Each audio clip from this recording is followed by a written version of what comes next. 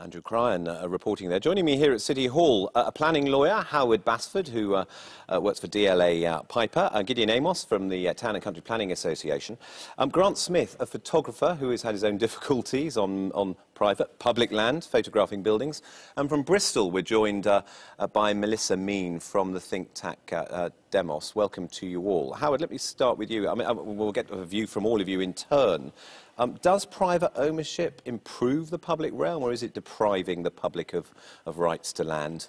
The thing to remember is that where the public can have access does not necessarily mean it is public ownership or available to the public. People are allowed onto private land as a privilege by the owner. They do that because it's beneficial for the owner and it improves the environment. But members of the public shouldn't expect to access private land simply because they wish to. This land, more London, used to be old docks and warehousing. The public couldn't have accessed it then.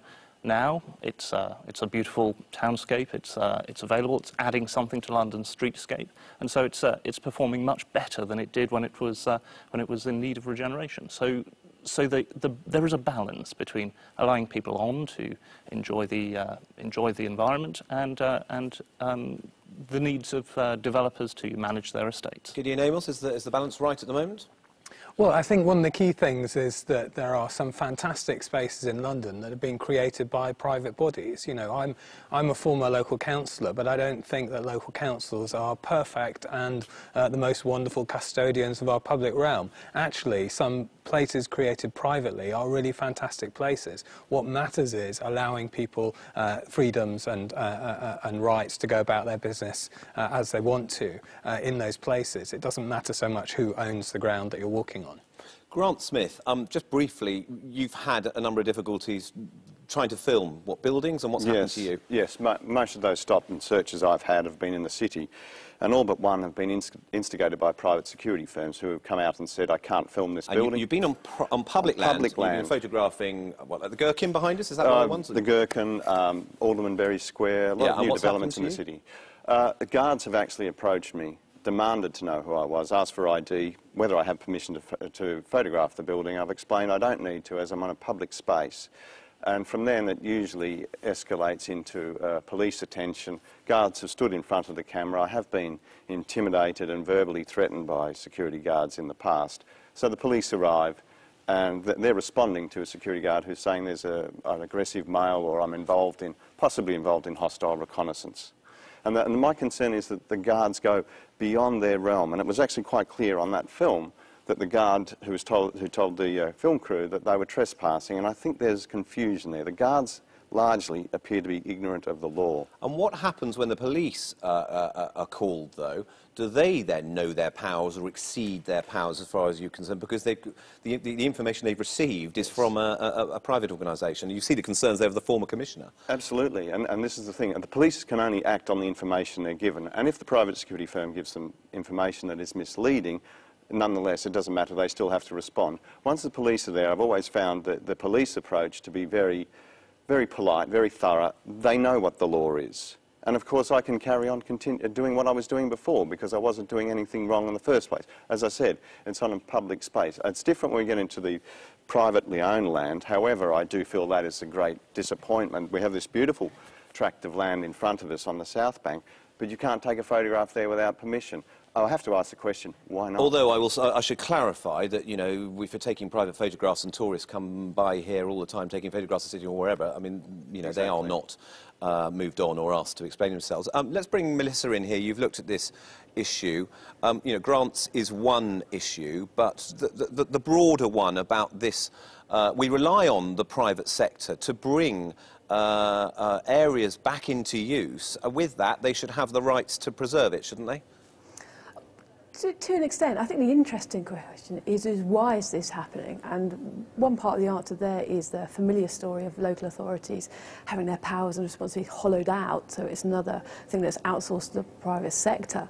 But to really understand what's going on, you have to look at a wider social shift.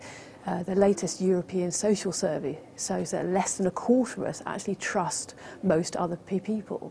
So this has kind of opened up a hyper regulation of everyday life. So this is the banning of skateboarding, ball games, even sunbathing in public spaces. And the fact is that a lot of us are quite happy to hand over quite a lot of our freedoms in exchange for somebody else being responsible for making us feel safe. Are we happy with it, or is it that we just don't know it's happening and we can't do anything about it?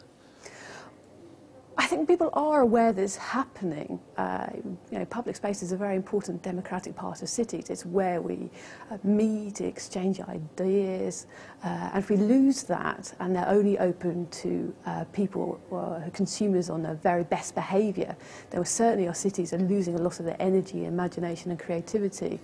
Yeah, Howard, is there guidance here? I mean, I hear what you're saying. These docks might not have been open to anyone, and the private sector came on this very, spot, More London, and has developed it. But should there not have been an absolute guarantee for them to have been allowed to develop it, with all the money they're making from it, that they had to provide untrammelled, public access, and none of these rules about skateboards and cycling, sunbathing?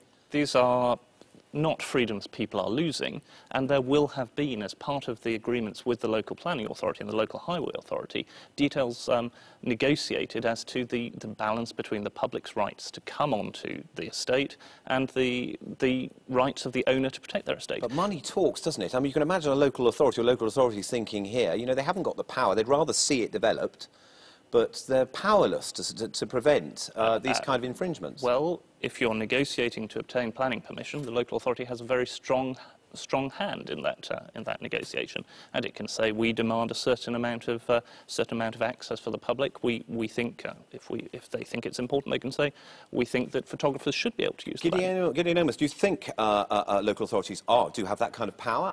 And why do we see the creation, because it is linked with so many gated communities where we seem to be losing great big chunks of where we live and work? Actually, I think that is a really important role of local planning authorities, not so much the detail of the rules of places like this, which, although there are some important issues there, I think the really tough issues that local planning authorities face are trying to stop a spread of physically gated communities, of segregating our communities up, a drift towards a kind of North American kind of But developers won't come in and develop, will they? Unless we don't want to see that. And this isn't happening in London. This isn't a story for London.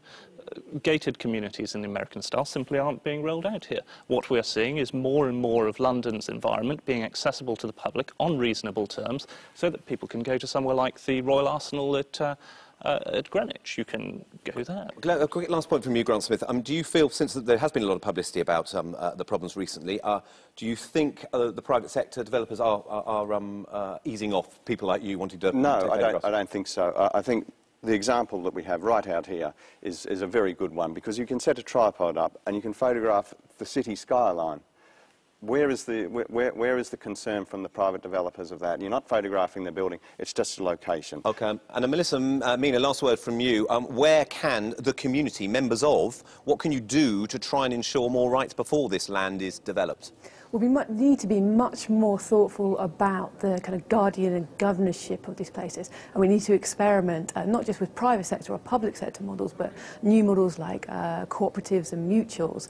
And all the evidence is that you involve people early on in the decision making about what happens in the places. They're much more willing to take on responsibility of management and care of those places, and that's how you're going to rebuild people's trust and overcome some of these issues. Melissa, Mean, and the rest of my guests, thank you very much indeed for coming in. Now,